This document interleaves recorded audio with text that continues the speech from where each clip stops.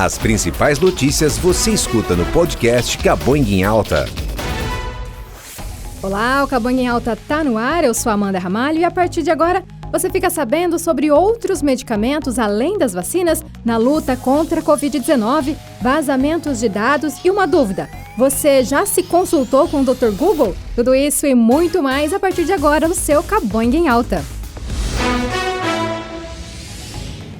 Pesquisadores de diferentes laboratórios ao redor do mundo estão trabalhando ativamente no desenvolvimento da chamada segunda geração de vacinas da Covid-19. No entanto, diferente da atual, que é exclusivamente aplicada como uma injeção, os cientistas trabalham com imunizantes que possam ser administrados de outras formas, como comprimidos e sprays nasais. A razão para a mudança é simples. Vacinas injetáveis apresentam um grande obstáculo logístico, já que precisam de uma cadeia fria para o seu armazenamento e transporte. Transformar os imunizantes em comprimidos ou sprays facilitaria esse processo, além de simplificar a fabricação. E responde aqui pra gente, quantas vezes ao sentir qualquer sintoma, você foi ao Google para tentar se autodiagnosticar?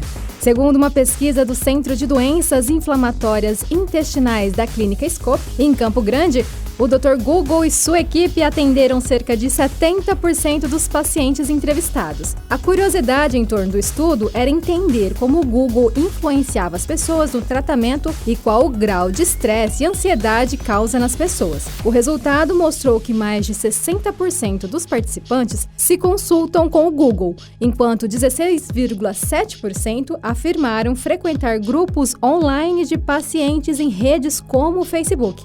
16,2% frequentam sites de saúde, 12,8% sites médicos ou entidades médicas e 17,8% outros sites no geral.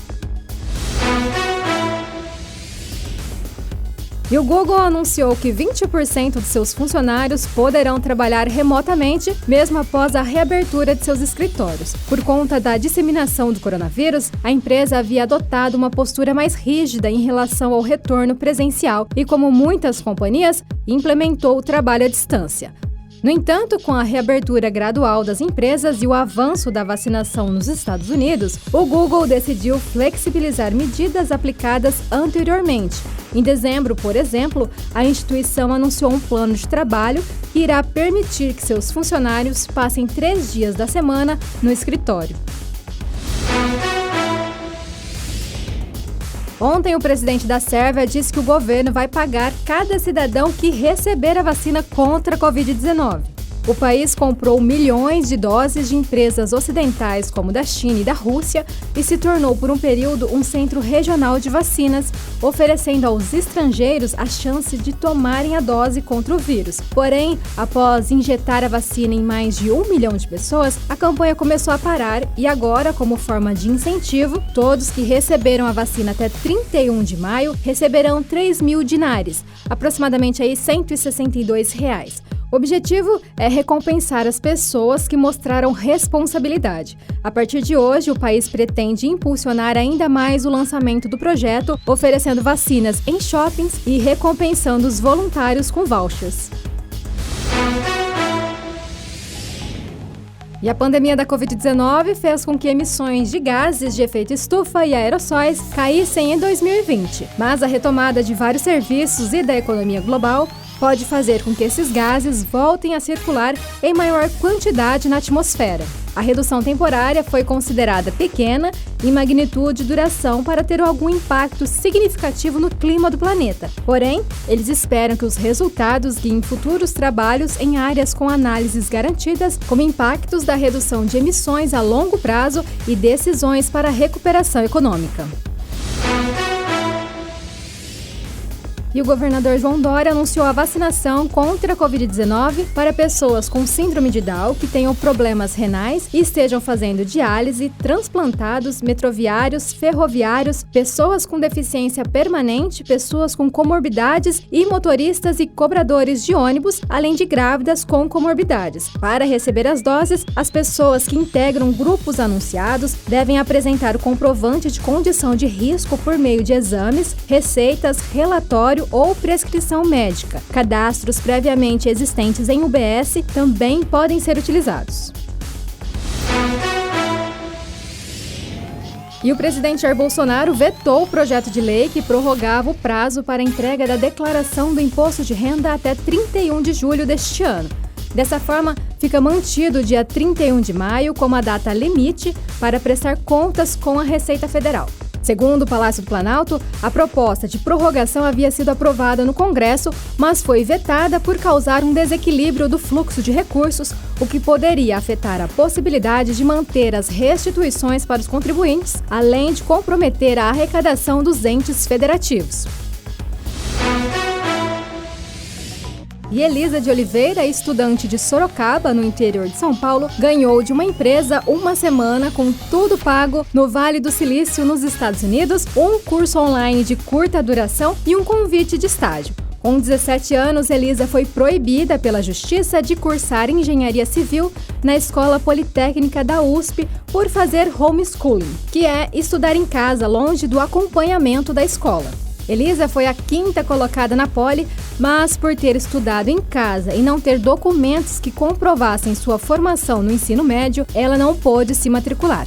Por causa da pandemia e o fechamento das fronteiras de diversos países, Elisa ainda não sabe quando poderá fazer o curso no Vale do Silício. E um jovem engenheiro desenvolveu uma ambulância alternativa feita de sucata para ajudar a salvar vidas na Índia. Como nem todo mundo pode pagar pelo transporte, que também é insuficiente nesta nova onda da pandemia que atinge o país, o jovem encontrou uma solução para levar as pessoas de graça para o hospital. A ambulância é dividida em 2 partes. A traseira tem um trailer equipado com cilindro de oxigênio e remédios, e a parte da frente é composta por uma moto que puxa o compartimento com o paciente. Um acompanhante pode ir junto na garupa da moto. E ter algum tipo de dado pessoal exposto de forma indevida tem se tornado uma ameaça cada vez mais real e comum. Só no início deste ano, casos como do governo federal ou do Facebook trouxeram um alerta à população. Cada vez que um vazamento de dados ocorre, todos aqueles que tiveram as informações expostas se tornam mais vulneráveis por não saber qual foi o destino de seus dados. Mas vale lembrar que não estamos desamparados. A Lei Geral de Proteção de Dados, a LGPD, combinada com ações preventivas, pode se tornar nossa principal aliada. Para você saber um pouco mais a respeito, basta conferir o nosso podcast exclusivo sobre LGPD, com muitas dicas e informações claras sobre como agir sendo você empresa ou pessoa física. Acesse lá cabanguefm.com.br/podcast e procure o nosso podcast Dados em Segurança. Toda terça-feira tem um episódio novo com especialistas da RioSoft. E foi publicado ontem no Diário Oficial da União o decreto que antecipa o pagamento do 13º de aposentados, pensionistas e outros segurados do INSS. O pagamento será feito em 2 parcelas, cada uma correspondente a 50% do valor, sendo a primeira entre os dias 25 de maio e 8 de junho, junto aos demais benefícios do 5º mês do ano. Já a segunda parte será paga com os benefícios de junho, entre 24 de junho e 7 de julho. Normalmente, o 13º dos aposentados é pago entre agosto e novembro. E o governo australiano vai manter as fronteiras internacionais fechadas até 2022 devido às incertezas sobre vacinas e novas variantes do coronavírus. A Austrália, que fechou as fronteiras internacionais em março do ano passado, vive há meses uma relativa normalidade, interrompida apenas por confinamentos rápidos na sequência de surtos causados por falhas nos protocolos de quarentena em centros para moradores que regressam ao país. O governo australiano também proibiu, desde a semana passada, a entrada de cidadãos da Índia e, desde segunda-feira, dia 3, ameaçou impor multas e penas de prisão aos que tentam regressar daquele país.